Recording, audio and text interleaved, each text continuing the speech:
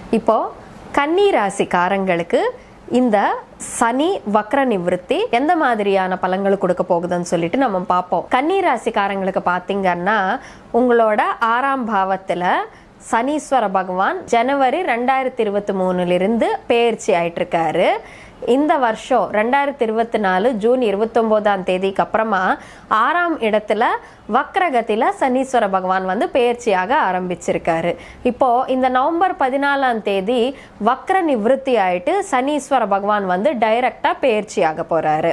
கன்னி ராசிக்காரங்க பொறுத்த வரைக்கும் இது சூப்பர்பான டைம் பீரியட்னு சொல்லணும். ஏன்னு பாத்தீங்கன்னா கன்னி ராசிக்காரங்களுக்கு 6ல் சனீஸ்வர பகவான் போயிட்டு இருக்காங்க. எப்பவும் சனீஸ்வர பகவான் 3, 6, 11 போயிட்டு இருக்கும் போது அவுட்ஸ்டாண்டிங் ரிசல்ட்ஸ்ன்றது கொடுப்பாங்க. மாரகா ஹவுசஸ்ல இருக்கிற சனீஸ்வர பகவான் அவுட்ஸ்டாண்டிங் ரிசல்ட்ஸ்ன்றது